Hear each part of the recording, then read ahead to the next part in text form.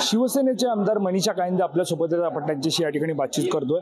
राज्यामध्ये अर्थसंकल्प सादर केल्याच्या नंतर माझी लाडकी बहीण ही योजना लागू झालेली आहे। कशा प्रकारे महिलांना आता त्याचा फायदा होतोय, किती लोक लाभार्थी त्याचे झालेत, काय सांगू शकाल माहिती? बघा, आता एकूण लाभार्थींची संख्या सुमारे 25-50 लाखाच्या आसपास असेल, परंतु आता सगळे फॉर्म भरून झाल्यानंतर कळेल। कारण आपल्याला माहिती आहे काही ज्या त्रुटी होत्या त्या काल दूर करण्यात आल्या, वयोमर्यादा वाढवण्यात आली आहे, 60 वरून 65 करण्यात आली आहे। त्यानंतर ज्या डोमिसाईलचा विषय होता तो देखील दूर झालेला आहे। उत्पन्नाचा दाखला होता ते आता रेशन कार्ड केशरी आणि पिवळं ज्यांच्याकडे येते, त्यामुळे आता ते सुलभता आणलेली आहे। आणि मुख्य म्हणजे त्याची मुदत वाढ पण केली आहे, 31 जुलैच्या बदली सरळ 31 ऑगस्टपर्यंत केली आहे। त्यामुळे मोठ्या प्रमाणात महिलांचा उत्साह आहे। आणि बघा, जे याच्यावर टीका करत होते त्यांना कळलं की आता किती त्याची गरज होती त्या योजनेची, आणि त्यामुळे ही योजना जी आहे ती ज्या गरजू महिला आहे त्यांना नक्कीच याचा लाभ होईल। एकीकडे आपण पाहतोय की ही योजना आणून लोकसभेमध्ये जो फटका बसला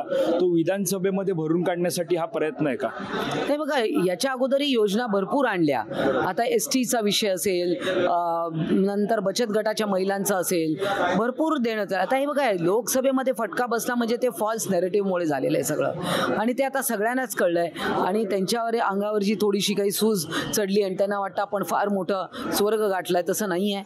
परंतु लोकांना पण आता लक्षात येईल, कारण काम करतंय, खोटं पसरवून लोकांची दिशाभूल करण्यात आलेली आहे आणि लोकांनाही ते लवकरच समजलेलं आहे। तुम्ही विधान परिषदेमध्ये आमदार आहात आणि आपण पाहतोय विरोधी पक्षनेता नाहीये, अनेक शिवीगाळ केल्याच्यामुळे त्यांच्यावरती निलंबनाची कारवाई आहे, 5 दिवस ते सभागृहात नसणार आहे। विरोधी पक्षनेता म्हटलं की सत्ताधाऱ्यांकडून येणारे निर्णय, मग ते विरोधकांमध्ये होणारी चर्चा आणि त्यांचा नेता म्हणून ते भाष्य करत असतात, मात्र आता ते नसणार आहे, त्यामुळे कामकाज नेमकं कसं असेल? नाही, बघा, कामकाज चालू राहील। काँग्रेसचे गटनेते आहेत, त्यानंतर शिवसेनेचे उद्धव ठाकरे गटाचे ते सुद्धा अनिल परब त्या ठिकाणी आहेत, आणि त्यामुळे कामकाज राहील, सुरू राहील। अर्थात विरोधी पक्षाचा प्रस्ताव जो आहे त्यांच्या वतीने दुसरं कोणीही मांडू शकतं। एक शेवटचा प्रश्न आहे, या सगळ्या शिवीगाळ प्रकरणी उद्धव ठाकरे यांनी माध्यमांशी संवाद साधत असताना जनतेची माफी सुद्धा मागितलेली आहे, त्यामुळे कसं पाहताय?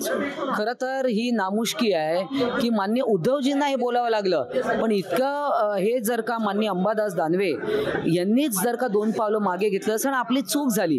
कारण खरं तर सभागृहात ते संयमाने बोलत असतात, आम्ही ऐकतोय, परंतु त्या दिवशी त्यांचा तोल सुटला आणि पुन्हा तोच शब्द वापरला। खरं तर एका क्षणात त्यांनी माफी मागायला पाहिजे होती किंवा दिलगिरी व्यक्त करायला पाहिजे होती। भले प्रसाद लाड यांची नाही माफी मागितली, परंतु सभागृहाची माफी मागायला पाहिजे होती। तिथे बसलेल्या महिला आमदारांची उपसभापती होत्या, त्यामुळे जे माननीय उद्धवजींना त्यांच्यावर हे करण्याची वेळ आली। त्यांना माफी मागायची होती, पण हे ठरवून केलं असं सुद्धा त्यांनी माध्यमांशी बोलताना। ठरवून कसं काय केलं? तुम्ही लोकांना कोलीत दिलं हातामध्ये, तुम्ही ते बोललात। आणि बघा, मागे सुद्धा काही सदस्य, मला आठवत असेल की मान्य दिवाकर रावते असतील, विनोद तावडे असतील, यांना सुद्धा शिक्षा झाल्या, 6-6 महिने निलंबन झालेलं आहे। हे तर 5च दिवसाचं निलंबन झालंय, त्याच्यामध्ये षडयंत्र कसं काय असू शकतं? एक शेवटचा प्रश्न आहे, आता आपण पाहतो एकंदरीत ज्या खासदारांचं तिकीट कापलं होतं त्यांना विधान परिषदेसाठी आता त्यांची उमेदवारी निश्चित केली आहे, त्यामुळे भावना गवळी आहेत, कृपाल तुमाने आहेत, पण 11 जागा आहेत, 12 उमेदवार आहेत, त्यामुळे निवडणूक झाली तर नेमका कोणाचा पत्ता काढतो? बघा, आता हे तर येणाऱ्या 2-3 दिवसातच समजेल। विड्रॉलची पण तारीख आता आहे, स्क्रुटिनी पहिले होईल, विड्रॉल होईल, त्याच्यानंतर बघूया।